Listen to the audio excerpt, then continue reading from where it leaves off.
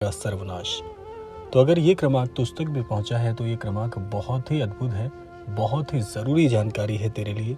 इसलिए इस क्रमांक को पूरा श्रवण अवश्य करिएगा ताकि संपूर्ण जानकारी आप तक पहुंच सके। तो आइए प्रारंभ करते हैं आज का ये दिव्य क्रमांक। भारतवर्ष की मिट्टी में कई रहस्य छिपे हैं। यहाँ मंत्र, तंत्र और यंत्र की परंपरा उतनी ही पुरानी है जितनी मानव सभ्यता। लेकिन जब इन शक्तियों का उपयोग किसी की भलाई के लिए नहीं बल्कि बदला लेने के लिए किया जाता है, तब वो शक्ति श्राप बन जाती है।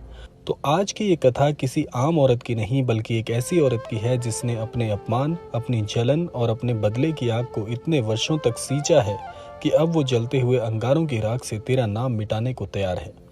तेरे पति के नाम पर उसने बहुत से प्रयोग कराए हैं जिसका असर सिर्फ तेरे पति पर नहीं तेरे पूरे परिवार पर पड़ रहा है।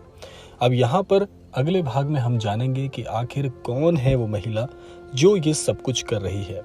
अब प्रश्न उठता है, वो औरत है कौन? क्यों उसने तुझ पर नहीं तेरे पति के नाम पर प्रयोग करवाया? ये औरत बाहर से मीठी बोलने वाली है, हाथ में प्रसाद लिए मुस्कुराने वाली, लेकिन भीतर से विष की पुड़िया है। ये वही औरत है जो कभी तेरे पति के जीवन में किसी न किसी प्रकार से विघ्न डालने की परंपरा से लेकर चल रही थी, लेकिन आज उसने बहुत ही गहराई से तेरे पति के नाम पर ऐसे प्रयोग करवाए हैं जिससे तेरे घर में शांति और अलग अलग प्रकार की परेशानियां बिन बुलाए मेहमान की तरह आ रही हैं। या फिर ये भी संभव है कि वो किसी न किसी प्रकार से तेरे घर में किसी न किसी सदस्य से परिचित हो जिसने अपने जीवन को छोड़कर तेरे जीवन में परेशानियां डालने का प्रयास किया है। उसने ये नहीं चाहा कि तेरे जीवन में कोई कष्ट आए व्यक्तिगत रूप से, बल्कि उसने वो तरीका चुना जो धीरे धीरे तुझे तोड़ रहा है, तेरे परिवार को खराब कर रहा है। उसने तेरे पति को लक्ष्य बनाया, क्योंकि अगर पति का मन किसी भी प्रकार से परेशान होता है तो वो तकलीफ प्रत्यक्ष रूप से तुझे होती है। इसीलिए उसने ऐसा कार्य किया है और स्थिरता की बजाय अस्थिर रूप से उसने अपने जीवन में इस काम को चुना है। पत्नी का भाग्य पति की छाया से ही चमकता है, और अगर वही छाया काली कर दी जाए तो न केवल घर उजड़ता है बल्कि कुल भी पदभ्रष्ट हो जाता है। आइए जानते हैं उसके द्वारा किए गए खतरनाक प्रयोग से तेरे जीवन में क्या परिवर्तन आने वाला है।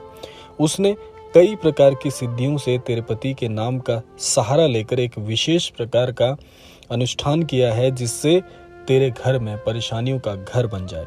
उसने कई प्रकार से ऐसे कार्य करने के लिए अलग अलग प्रकार की मानसिकताओं को चुना है। उसने बहुत से कार्य तेरे घर में ऐसे करवाए हैं जिससे तेरे घर में परेशानियां ही परेशानियां आए।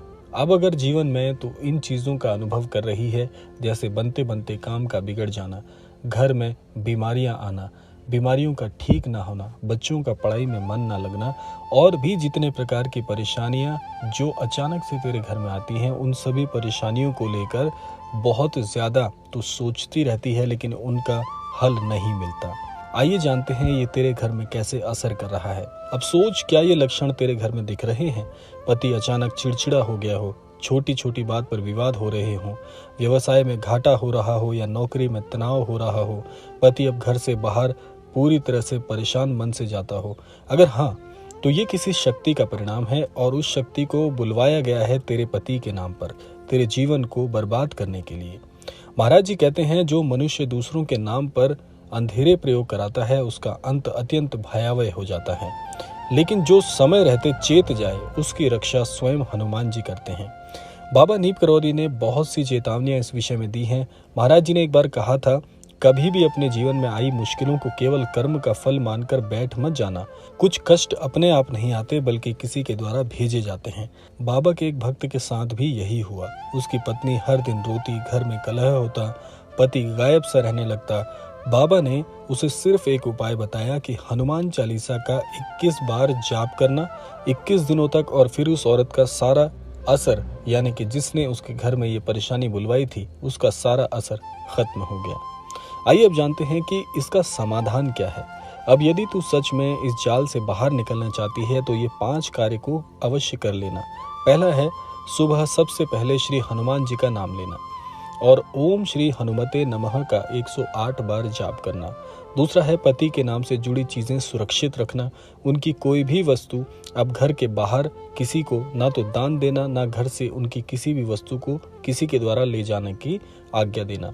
अगला काम है कि महाराज जी का नाम महाराज जी के छवि चित्र के सामने बैठकर और अपने मन की प्रार्थना से करना, तेरी सारी परेशानियां इससे दूर हो सकती हैं। अगला है महाराज जी की तस्वीर के सामने अपने घर में महाराज जी को ऐसी जगह स्थापित करना जहां महाराज जी का सबसे पहला दर्शन तुझे प्रारंभ में हो, यानी कि सुबह सुबह महाराज जी का दर्शन तुझे जहां से हो जाए, ऐसे सुरक्षित स्थान पर महाराज जी का छवि चित्र लगाना।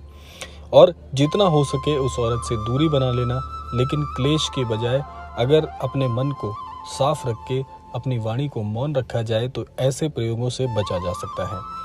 तो इसीलिए ये सारी चीज़ें तेरे घर में हो रही हैं, कारण तुझे पता चल चुका है तेरे पति के नाम पर जो भी प्रयोग हुए हैं वो अब ज़्यादा समय तक छिपे नहीं रह सकते।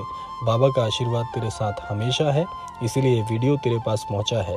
अब तेरे पास दो मार्ग हैं, या तो चुपचाप सब सहती रहे या फिर उस औरत के हर प्रयोग को उल्टा करके अपने परिवार को बचा। इसीलिए ये वीडियो ऐसी स्त्री तक अवश्य पहुंचना चाहिए जिसके घर में इस प्रकार से नकारात्मक कार्य किए जा रहे हैं। बाबा नीम करौली ने स्वयं ऐसे लोगों के लिए कहा है जो लोग दूसरे के घर को जलता हुआ देखना चाहते हैं, सबसे पहले अग्नि उनके घरों में अपने आप लगती है। इसीलिए अगर ये क्रमांक आप तक भी पहुंचा है तो इस क्रमांक को बड़े ध्यान से समझिएगा। आप पुनः एक बार क्रमांक सुन लीजिएगा ताकि संपूर्ण जानकारी आप इसके अनुसार कर सकें। आशा करते हैं क्रमांक आप सबके लिए फलदायी हो। इसी कामना के साथ समय आता है विदा लेने का, और विदा लेने से पूर्व समय है रोजाना की प्रार्थना का। यही प्रार्थना करना चाहूँगा कि श्री महाराज जी सभी को सन्मति और सद्बुद्धि की प्राप्ति कराएं और इस संपूर्ण सृष्टि का, इस संपूर्ण लोक का कल्याण हो। इसी कामना के साथ विदा लेते हैं, मिलते हैं अगले क्रमांक में। तब तक के लिए जय श्री राम, जय गुरुदेव, जय उत्तराखंड।